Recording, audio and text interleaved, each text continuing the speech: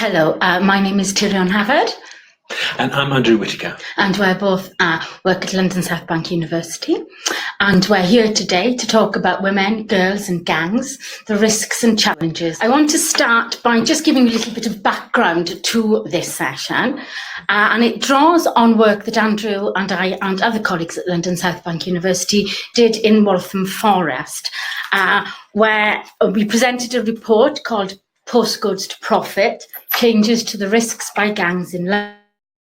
And this presentation draws on the general findings that relates to both female and male gang members, but there will be a focus on women and girls in gangs. So the session also refers to recent wider literature, and some of that is from the USA. So the layout of the session is that we'll be introducing the research, why and how it was undertaken. We'll move to key findings from the research. There'll be a brief overview of the role of drugs in gangs and county lines. We'll move to focus on women and girls in gangs and how they get involved in their roles in it. That would be much more specific to girls in gangs. Then we look at mental health and we look at the impact on all gang members, irrespective of gender. We'll have social media, sectional social media, and then we'll bring it to a close to look at some of the wider issues.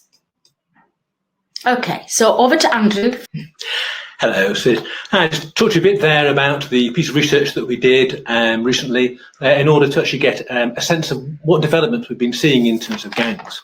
This actually was in the London Borough of Waltham Forest, where what they had actually noticed there that there had been some changes in terms of the gang activity, that actually there were new risks, and they wanted an analysis in order to find out what actually had happened. So this actually was a follow-on from 10 years previously, a very well-known study done by John Pitts. We're looking at, really would put gangs actually on the map because there have been lots of controversies about whether gangs really existed. And when John Pitts did his study 10 years ago, what he found very much actually were gang activities, and it really introduced the ideas of gangs in the UK.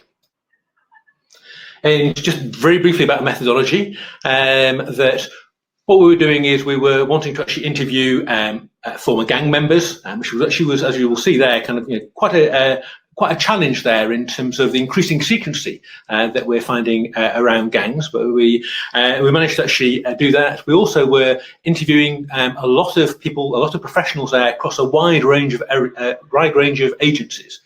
And then what we were doing is actually having interviewed all the people, we then pulled that together there, and then we then presented it back to focus groups to actually see whether the analysis was convincing. Now, in terms of those findings, what John Pitts actually had found previously was that the gangs actually had only developed in the preceding decade. So essentially they were pretty new in terms of street gangs. There actually had been a longer history there in terms of organised crime, but street gangs were actually relatively new. Now, at that point there, what he found was what we now talk about in terms of postcode wars. That what he found was that street gangs were very much focused upon postcode areas. One famous quotation was from a young respondent describing that he would defend anybody who lived in E10. And at that point there, those territories didn't really have a relationship with drug markets. It actually was very much there about demonstrating courage, but it wasn't economically motivated. And at that point there, gangs actually were using gang colours as a means of actually demonstrating their identity, enable them to actually be visible in a particular area. Well, what we actually found is that 10 years on, that actually had changed very significantly. So that what we were seeing actually was a far more organised and ruthless way of operating that was far more economically motivated and was very much focused on the drugs market. And whereas 10 years previously it was about gang colours and it actually was about a visible presence, well, this has very much moved away, and the most powerful gangs were very much operating on the basis of that attracting any form of attention was bad for business, and so they were seeking to operate under the radar. And the main reason for this was that they were developing activities in terms of drugs markets. And one of the big changes that we found was that whereas 10 years ago gangs actually were were very much operating in opposition with each other. What we're seeing now is that gangs are willing to operate in groups, often actually with one powerful gang with other gangs operating underneath it, because then it enables them to actually be more powerful, operating there almost actually as business enterprises in terms of the drug market, because it enables them to be more powerful, and it also enables them to have economies of scale in terms of buying. So in terms of understanding gangs as a whole, many of you will be familiar with county lines, where we have gangs in London and other major cities that are operating outside of London, because the drug markets, particularly actually in London, but in many large cities, are very much saturated. So it actually is becoming harder and harder in order to actually deal within your city. And so what gangs are doing is that they're moving outside into seaside towns, into market towns, rural areas, because then the drug markets there are far less organised. It's far easier there to actually be able to actually dominate those markets, and also they are not known to local law enforcement agencies, and so then there's far less surveillance in terms of their activities. You may be familiar again that often the main way that they operate is in terms of cuckooing, so that they will identify a vulnerable person in the local area and will then take over their property in order to drug deal from. The victims are often adults who have multiple vulnerabilities. They may have existing long-term drug problems. They may have mental or physical disabilities. And that often the perpetrators only come to attention in terms of reports of antisocial visitors. So what gangs will do, they'll move into an area, they will then establish a deal line. So there'll be one telephone number that often actually is controlled from London, but the orders are then reported back to that local area. And it actually is a means, almost actually the similar way there that taxi lines work, having a well-established number. And last year, the National Crime Agency estimated that the overall as a business there, it actually was valued at 500 million. So it actually is, a very well established. There's been there have been, historically, there actually has been small scale kind of similar operations, but what we're seeing actually is a large growth in terms of the development and the power of these networks. And gangs, what we're kind of seeing is the gangs, when they move into area, rather than just actually having one house, they often will use that person's social networks in order to identify other vulnerable individuals, in order to have multiple properties, because it means that their operations are less vulnerable if they have more than one property. And this actually has quite a human cost. For example, there we actually had one example there of a drugs raid that had happened in the Suffolk area. The police actually had done a raid because they had reports that there were firearms on the property. When they got there, they found that there actually was quite a lot of drugs paraphernalia, which enabled them to search the people on the property, which included 4 14-year-old girls from Waltham Forest there, who had £3,000 worth of crack concealed on their person. And so what we actually are seeing there is that it often actually is girls and younger people there that are being used to actually transport drugs, simply because they are less visible, they're less likely to be suspected. So that there actually will be senior tiers actually of the gang will usually work through kind of intermediaries who will be running the day-to-day operation, and are rarely visible. That what we can find there, the girls actually are too frightened to actually give evidence there, and like in the example with the 14-year-old girls, this then results in debt bondage, where the gang regard them as it being their fault that the crack actually has been lost, and so therefore they are in debt to the gang and have got to work this off. So it should be paid back through a whole range of means: sexual activity, further counter-lines activity, hiding firearms. And then this can lead to actually girls very much being dragged in. And we had more than one kind of respondent saying there that before they know it, they're in. By the time they know how deep they're in, it's too late. Now, in terms of Now, this doesn't mean there that territory is any less important, whereas previously it actually was about postcodes that people had an emotional connection to. It was an area that had an emotional connection to, it was a postcode to be defended. What we're seeing now actually is territory is every bit as important. It actually is now actually the market that is to be protected. So it is very much there, more focused upon an economically driven instrumental sense of territory rather than the idea of a more kind of emotional connection. That there's, for example, there, what we actually had was the one of the local areas actually had been redeveloped. And so key gang members there had been moved off the estate and were living outside of the area. But we actually had young people describing how they commuted into work. So they were coming back in actually, and this was very much actually a workplace. And in terms actually of gangs, this is far easier for them to be. They're not only the economic rewards, but there also is the fact that actually it is far easier to be able to actually protect a relatively small area that in terms of the drugs market, which was often actually around railway stations. Because actually you can be physically outside a railway station and it actually is regarded as less suspicious. You have other, many reasons there you can use in terms of covering your activity. People can be handing out leaflets actually as a cover, but actually kind of they're dealing drugs underneath.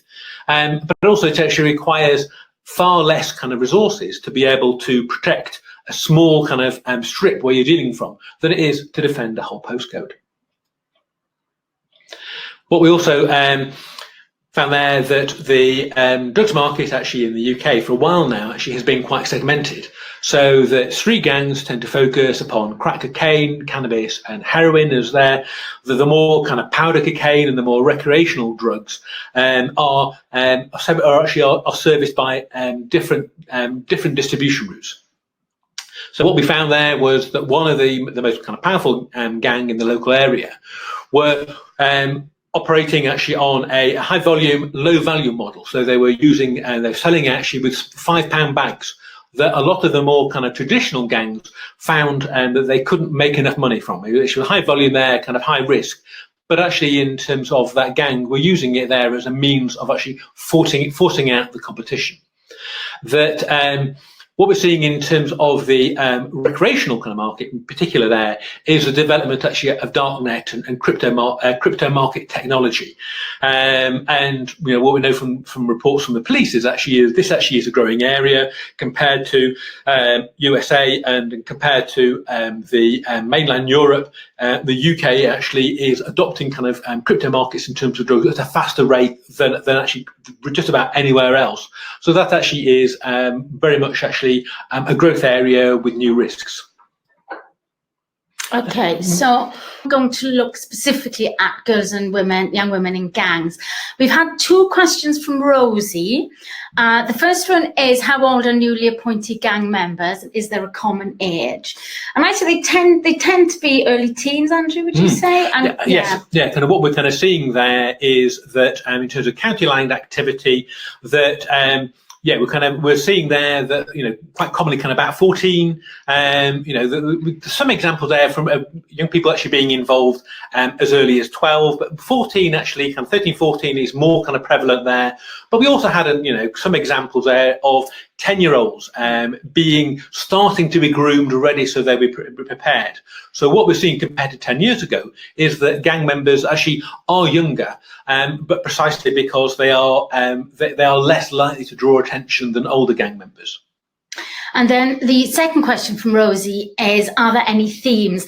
I'm not sure what you mean by themes, but what I'm going to go into now are certain roles and characteristics of girls in gangs. So I may be answering your question. If not, please come back to us and we'll pick it up. So if there's something that we're not answering, just ask us again. So moving into the prevalence of girls in gangs. Well, the thing is that the gender makeup, that is the proportion of girls or young women in gangs compared to men, or actually the physical number of girls in gangs, is very unclear. And that's almost certainly because it's been under research. managed. So girls in gangs has sort of really been very overlooked, I would say. So when you look at national statistics about gangs, we have a breakdown according to age, but there's no recognition of there being a gender difference. And I suppose that implies very much to me that the presumption is that men or boys are the main members in gangs. I'm not sure that this is the case. In Waltham Forest, we also, that was also reflected in the research that we did in Waltham Forest. So where one of the participants said that there's a silence around girls in gangs and how they are recruited. I suspect that they are being drawn in, but we just don't know about it. And so we saw that in Waltham Forest, but it appears to be reflected more nationally. The feeling is, both in the literature and within Waltham Forest, is that girls in gangs are still the minority, but they're on the increase.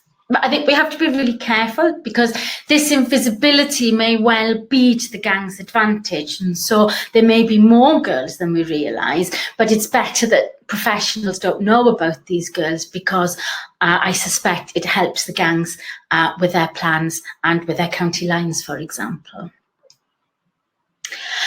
So how are these girls recruited? And this isn't just girls, this applies to boys as well, some of it, but girls are targeted specifically and in a different way to boys.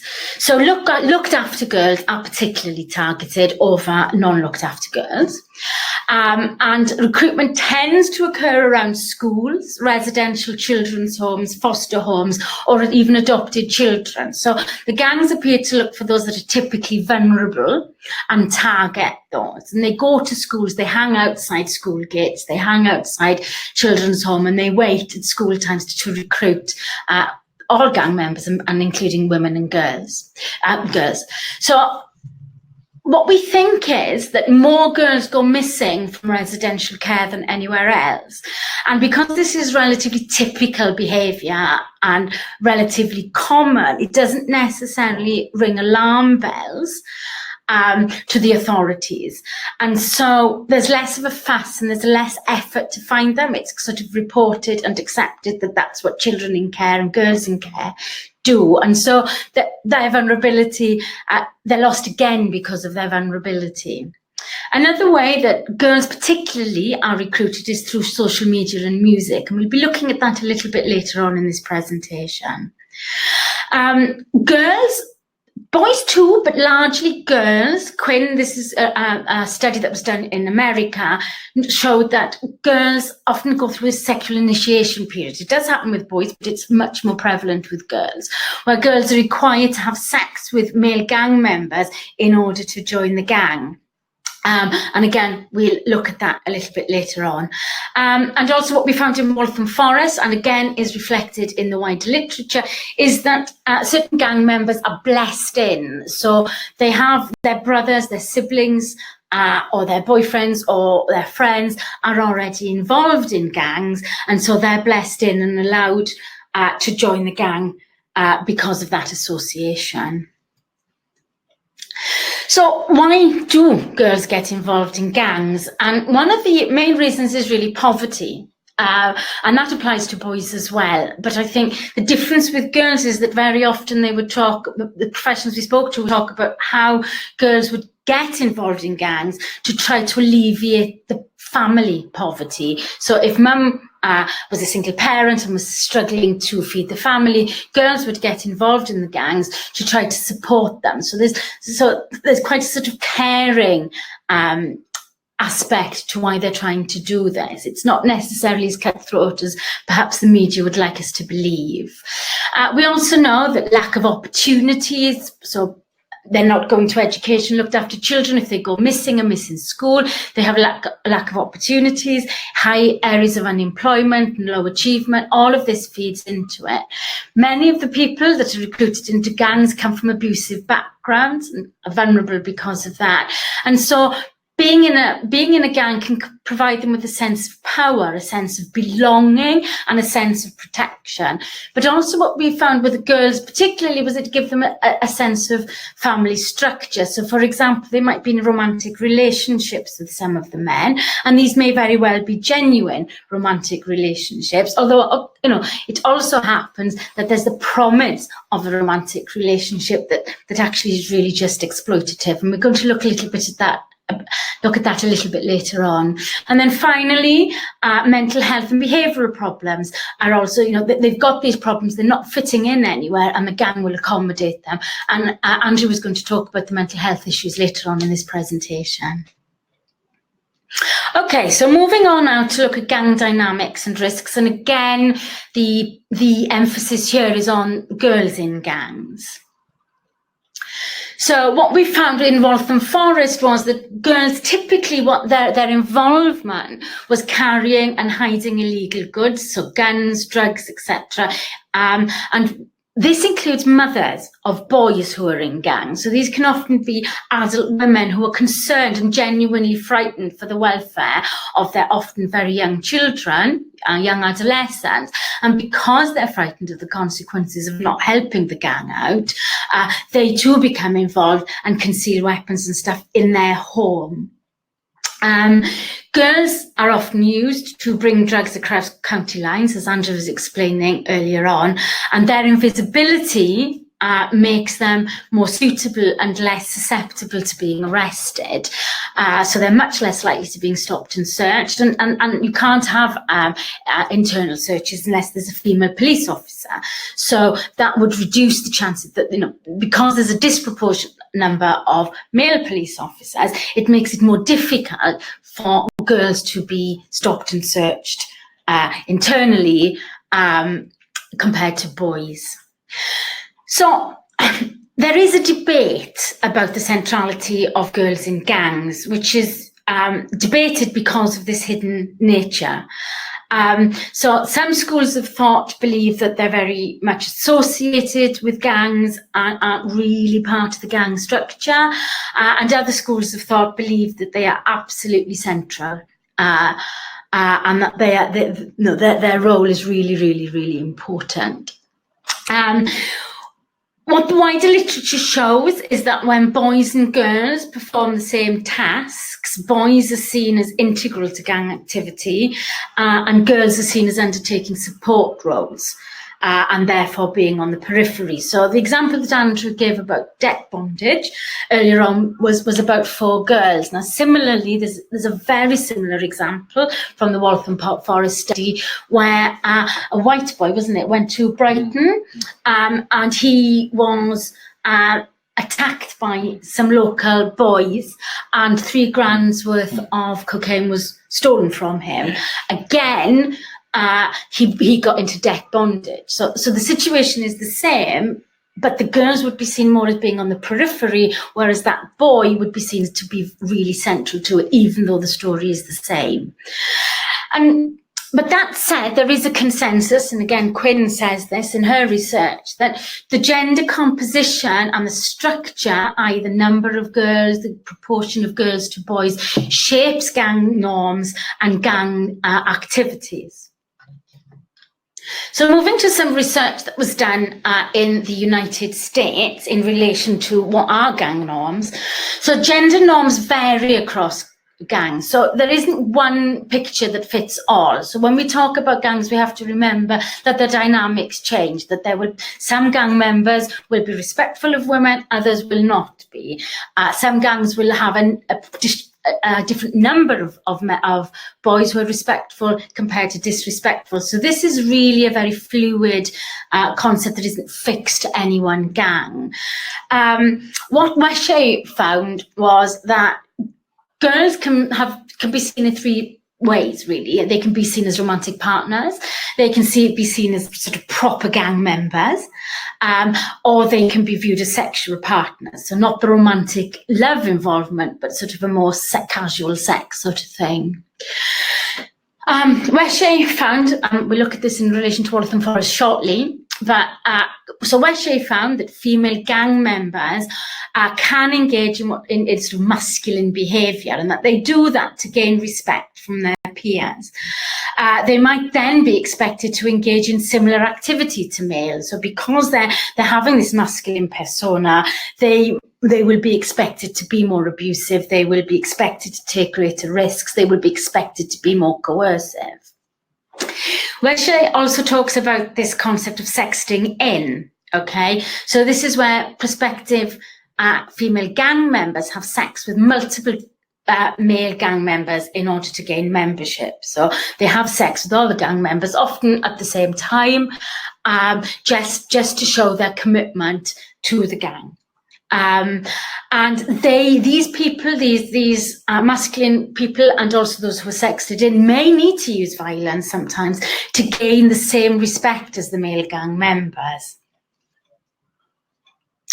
So Weshay continues to, and Quinn say that this sexting in might well be a reflection of hierarchical roles within gang society. So men sext in the girls. It's the first time the girls are objectified within the group, and as objects, they are often raped or coerced into doing things that they don't want to lose.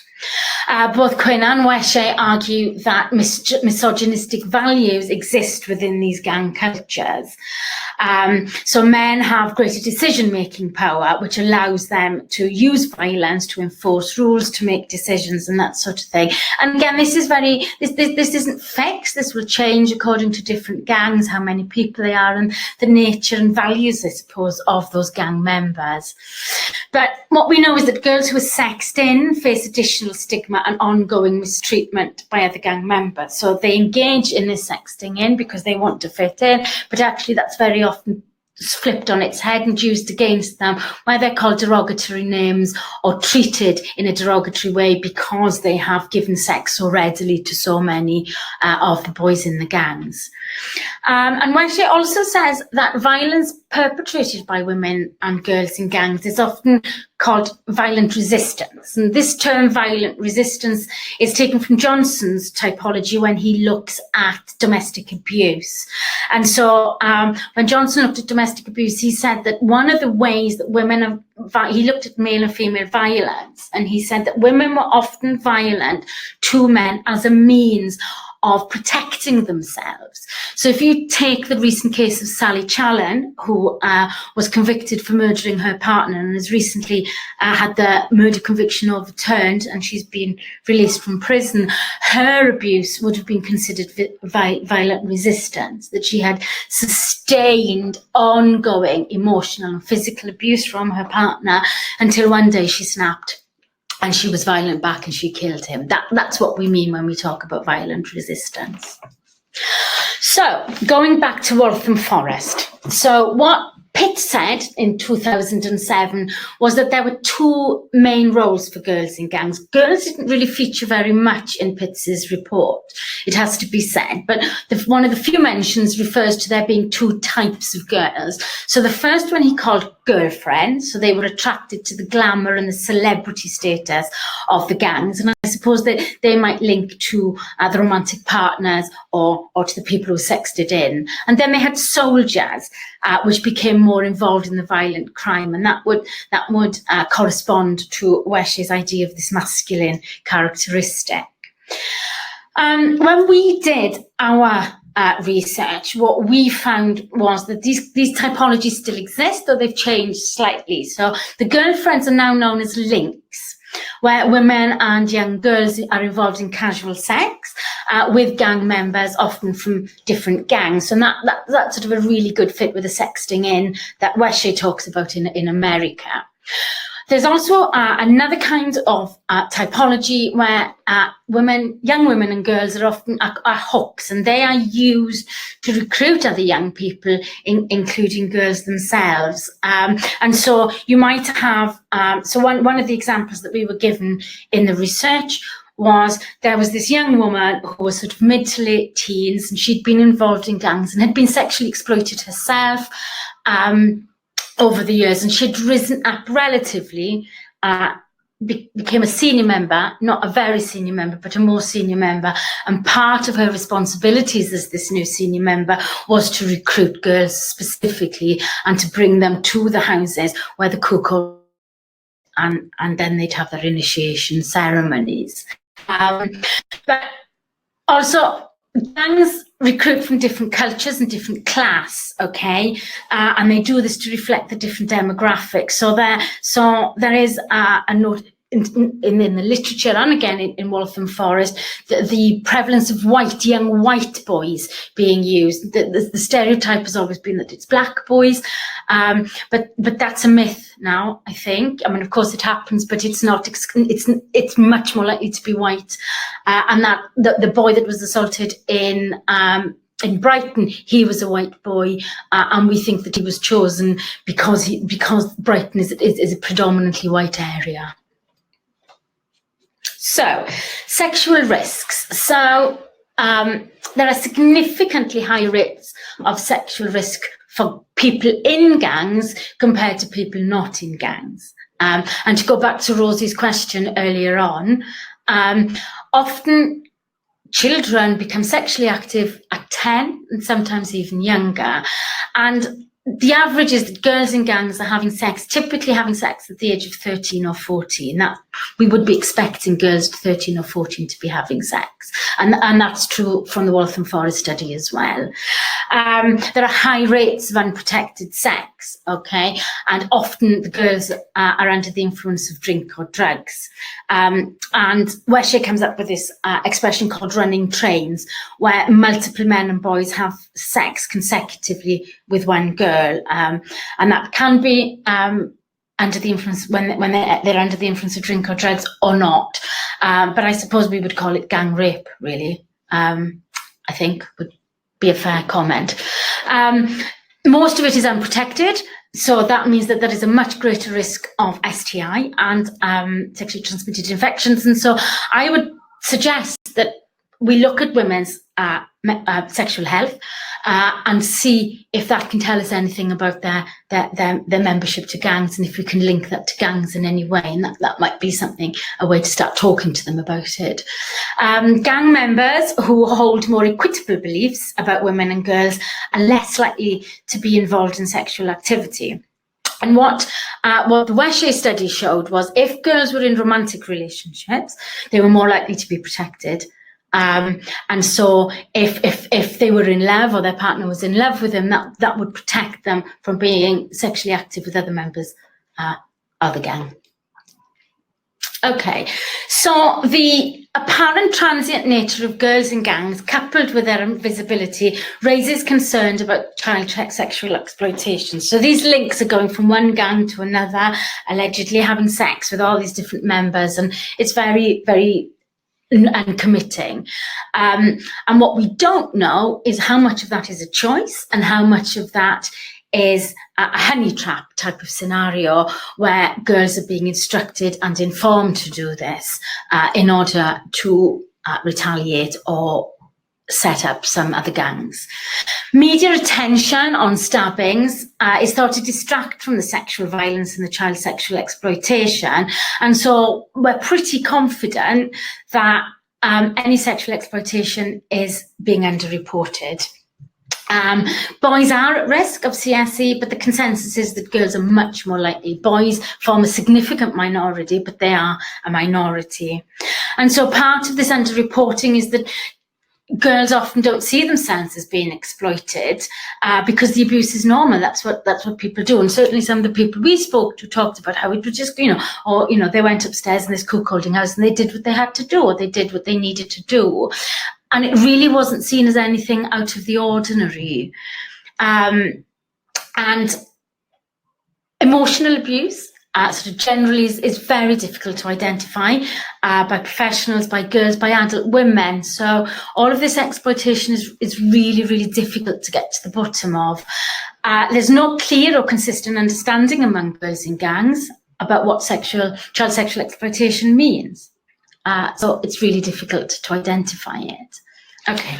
All right, okay. I'll talk a little bit about mental health, but just to So again, there we actually are hoping that you're going to be asking questions, but also not only questions there, because you've got lots of experience of working with this every day. So if you actually have got comments and points that you'd like to make, please do type them in, and we can respond to them. So in terms of mental health, we thought it was important to talk about mental health because this is something there that is very much off the radar. It isn't talked about. That when, as part of doing this research, we've been talking with kind of journalists and with politicians or just actually with a whole range of people, and they're often quite surprised about the link with mental health because it is so rarely talked about.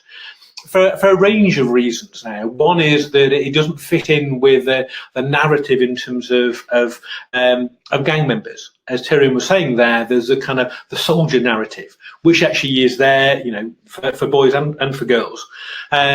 Where the idea of admitting to actually experiencing mental health problems is something there that runs very much counter actually to that narrative.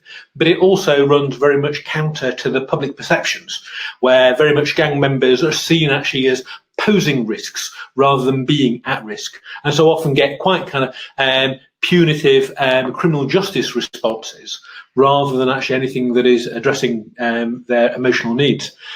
And what was quite actually is instructive there actually is a study that was done that was looking at the prevalence in terms of mental health problems. And so what we kind of what the actual study found was that 86% would have conduct problems, 2/3 will have alcohol dependence. Now, 6 out of 10 will have actually having anxiety disorders, including post-traumatic stress disorder. And there actually have been some really great developments in terms of looking actually at a trauma-informed approach across services. There's some really good initiatives. At the moment now we're doing some research work actually with Lewisham. I know there are a number of other boroughs there that actually are doing some really good work actually around acknowledging and addressing the trauma that comes actually with involvement actually in gangs. 6 out of 10 will actually experience actually a drug dependence. It often actually is in terms of high strength cannabis. One thing that often surprises people is a third will have attempted suicide as a response actually to the experiences actually of kind of depression, the experiences actually of the quite traumatic experiences that they've had. Can actually be there in childhood, or it can be when they are involved in the gang. Now, 25 will have experienced psychosis. This actually is an enormous number compared to the general population, which would normally be around about 1 or 2%. 20 will experience depression. So this is something there that very much is an important priority area that needs to be addressed.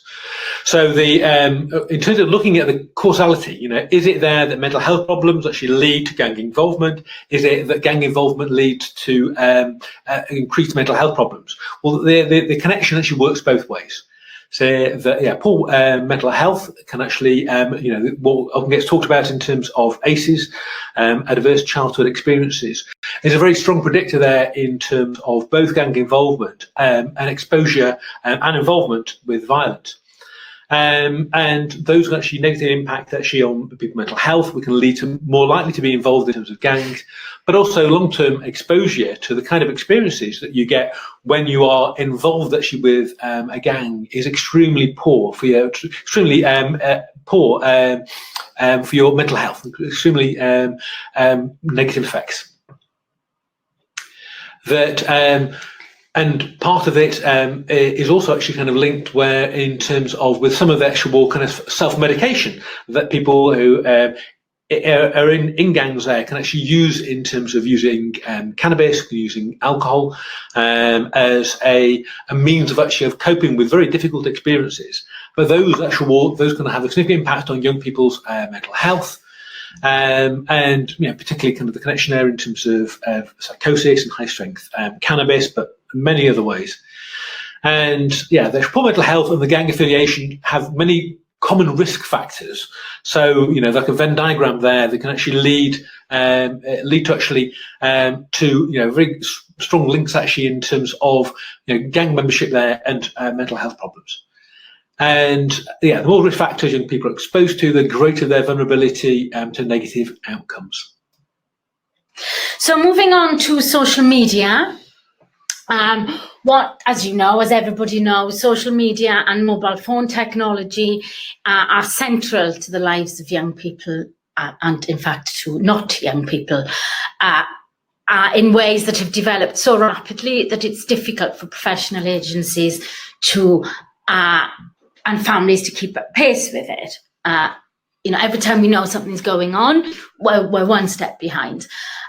So the internet and digital technology provides space that is less regulated than most other areas of people's lives and can provide positive opportunities for self-expression and creativity. And I think what's often lost is that this generation, this digital X community who don't know life without mobile phones, without technology. I mean, they're the first generation, but also their parents are the first generation to parent it. And so there's two growths going on at the same time here. Kids don't know any different, and parents don't know how to manage it. And I think that feeds into an awful lot of this. So, however,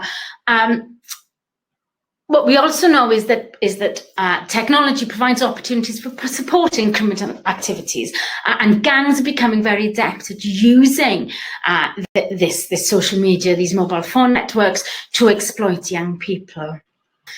So in Waltham Forest, we found two main reactions. So the first camp was really rejected social media and new technology as bad for business. So they didn't really want to get involved in the whole smartphone thing, and were more likely to give the old style Nokia phones, sometimes called brick phones, sometimes called dumb phones, not smart, they're dumb, because they leave no digital footprint. And so they could communicate. You could send texts to people telling them you're on the next train too. Andrew was talking earlier on about how an awful lot of this activity happens in cities where there are big train networks. So young girls and boys would get texts saying you're on get to Paddington you're on the 2 o'clock train to Cardiff. And they would get a Nokia text to say that, and that's because it can't be traced in the way that smartphones can be traced by the police. So the second type of gang really is embrace this whole idea of technology, and they use it to promote their brand. Okay, so social media is used to establish their reputation and to advertise in new drug markets. So they kind of use it to show off and present themselves. But some of the gangs that we met in Waltham Forest didn't want anything to do with this at all, because it was just giving them bad publicity. But with this group, they were more likely to get new street dealers, and they would more likely use smartphones so that they could track where their new dealers, these young kids who are new and sort of apprentices, if you like, they could keep tabs on them, where they were going and what they were doing. Okay, so social media provides a virtual territory where gangs can enact conflicts that were previously played out in street fights. But social media can also lead to physical conflict for a number of reasons. I mean, firstly, where physical conflicts is in the street with sporadic, social media is continuous. That's one of the things with social media. You've got to be on it 24/7. You've got to be uploading stuff. You've got to be contributing all the time, because otherwise you're forgotten about, otherwise you lose. So Twitter and YouTube are constantly active. They're available 24 hours, and gangs have to respond to that. So if you want to maintain a social presence, you must communicate on a regular basis to maintain that interest, and often with material that involves conflict and controversy. So you want it to be quite sensational, really, but you want to get that wow factor.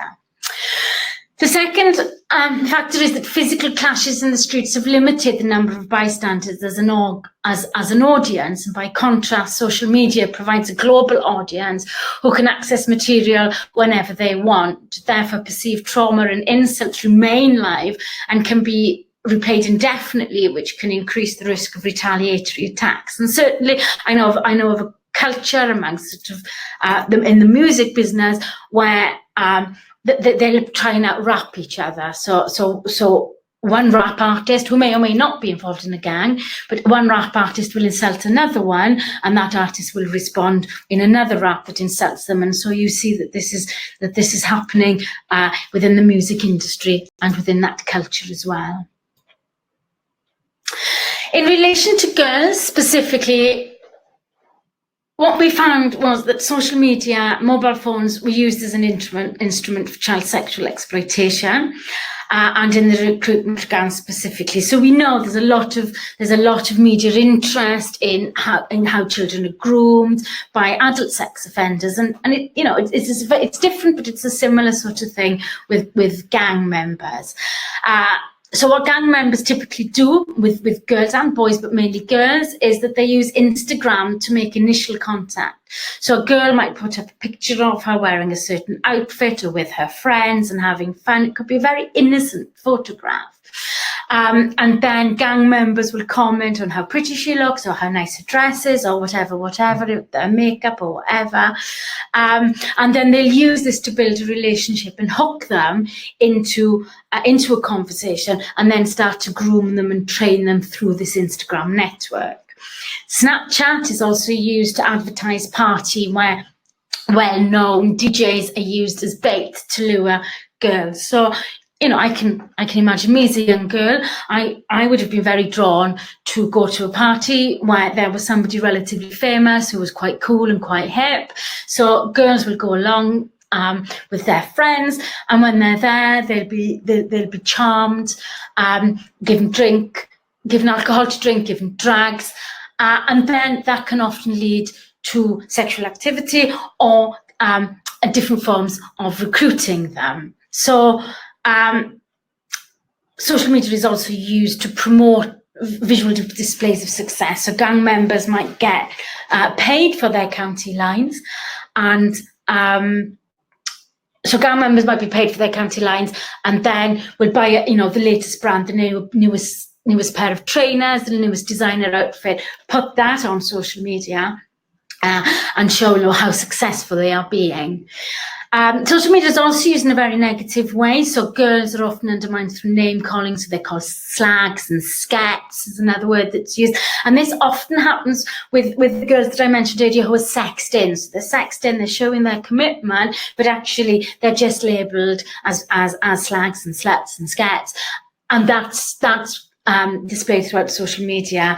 And often what's happened, which is really worrying in terms of protecting these young girls, is that sexual videos, perhaps of their initiation, are shared on social network, and also gangs share their personal mobile numbers widespread, and so girls are getting texts from complete strangers asking them often very personal, sexually explicit comments or requests, and so this gang thing is magnified almost. There's like a ripple effect, and it goes out and then comes back in a very exaggerated form.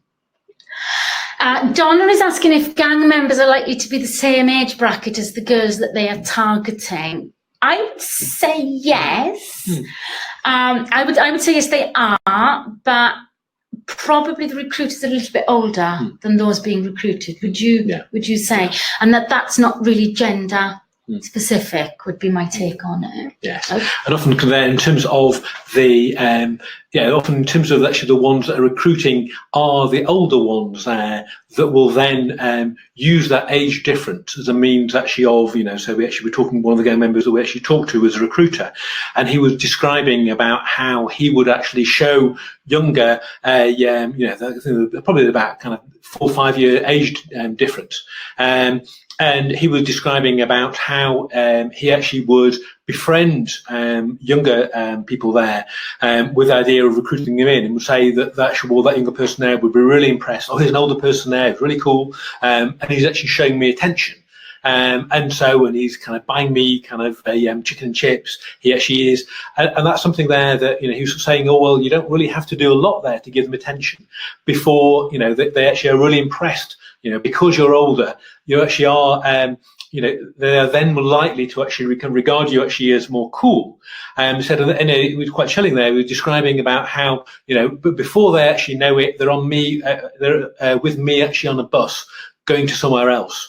The sense there that it's quite a kind of a conscious exploitation. And on that note, chicken shops appear to be a very popular place to recruit boys and girls. Some reason. Okay, so moving now, bringing the presentation to a close. So please do send us any questions that you have, and we'll be very happy to answer them. But so sort of moving beyond really what we saw in Waltham Forest and looking at the wider perspective.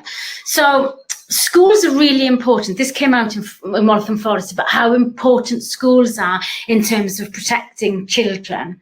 And that was partly to do with a multidisciplinary response, that they need to work alongside the police and other agencies to try to keep gang members and girls safe.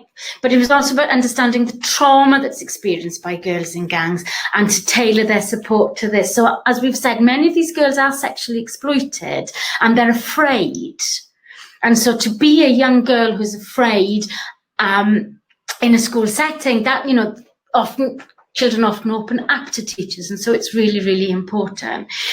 In Waltham Forest, what we found was that school responses were really quite varied, and some schools really took it on board, really recognised how important giving the support to these girls was, and so factored in time during lessons for them to have one-to-one support. Whereas other schools sort of like, oh, if you want to come and see us at lunchtime, that's fine. We'll get somebody in to talk to you. And I imagine that, many of these girls just want to be with their friends and want to have as normal a life as possible, having gone through some of what they experience.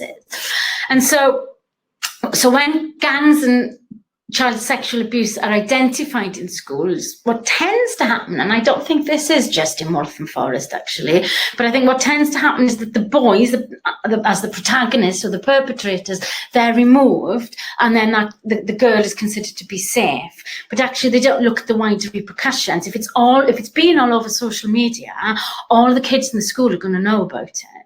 And so that girl is going to be teased, that girl may very well be bullied, okay? But actually there's the shame of everybody knowing as well, and very little is done to protect girls in this situation within schools.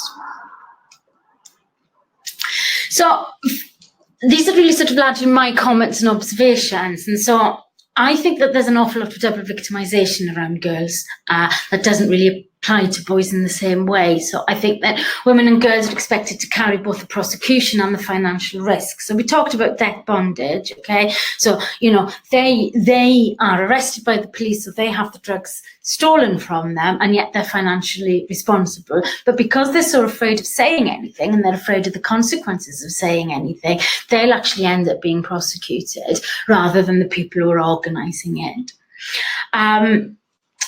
Women and girls are often used as a means of retaliation, okay? So if a gang member goes missing and the girlfriend or the wife is still around, then they're targeted. Now, sometimes missing could mean that they've been relocated for their own safety, okay? But also it can mean that that person's gone into prison. And so, they haven't run away or anything. They've been prosecuted, found guilty and put in prison. But that is still seen as an opportunity then to threaten him vicariously through the female partner. And we heard about a young woman who was buckling her baby into the child seat of a car and was assaulted by a rival gang.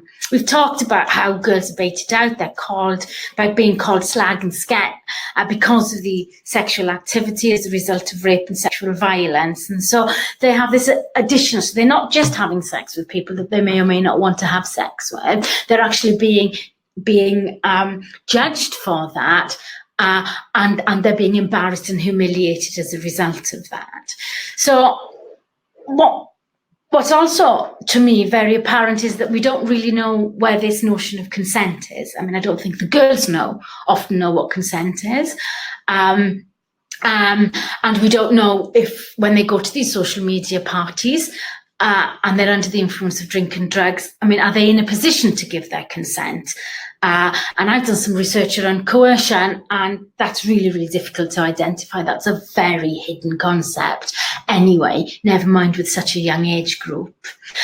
The hooks, these are the young women who are gang members themselves, and part of their role is to recruit other gang members, are often seen as risks to young women, and they are of course risks, but they're also vulnerable as well, and they have been exposed to child sexual exploitation, so they're kind of sandwiched a bit, so there's pressure on them from above to be coercive, and often that's ignored by professionals. They're seen as the perpetrators rather than they're survivors as well. So they have this dual vulnerability, if you like, but what tends to happen, certainly in the media and I suspect too in practice, is that we focus on the perpetration rather than on the vulnerabilities. And as a result of this lack of recognition, I think very often punitive child protection procedures are instigated rather than sort of a trauma-informed approach that might help these women, young women and girls, to come to terms with what's happened and to try to understand their situation. And as I've already said, there's potential for the double discrimination within the education system, where it's like, oh, we've got rid of the perpetrator, so you must be fine now. And as we know, in the criminal justice system, they'd be seen as being involved, and that was true in the Rotherhide case, where one of the people who went to the Crown prosecution system, I forget her name now, she wasn't allowed to give evidence in the end because she was involved in the recruitment. Okay, and finally, the last slide for today is my questioning, really, because I think this is a really important issue. This is kind of my little thing. Okay, so I think the fact that there's this blurred and nebulous understanding of girls' importance in gangs, I think that is very much to the gangs' advantage. There's no research to show that, but I have this really strong impression.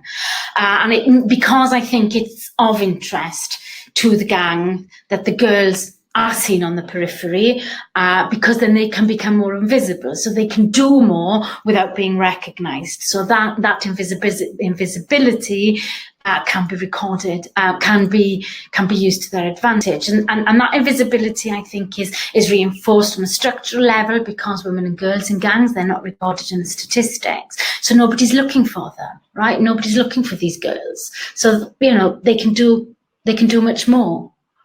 They're less likely to attract police attention and intervention, and they're less likely to be stopped and searched. We talked about this already, and therefore more likely to succeed in county lines or in any other role, really, even if they're carrying drugs or weapons from one house on the same street to the next house on the same street. And so my hypothesis would be that girls' invisibility is increasingly attractive to gangs for lots of reasons, including the profit margins. And for me, I suppose the question that I would pose to all of you out there, and I'd be really interested in your comments, is whether or not gangs could exist without girl members. And should anybody wish to contact us, this is our email addresses and also our Twitter addresses. So if you want to follow us, please do. I like having Twitter followers, and and just contact us at our LSBU addresses, and if we can help you, we'd be very, very happy to do so. Yeah, thank you very much.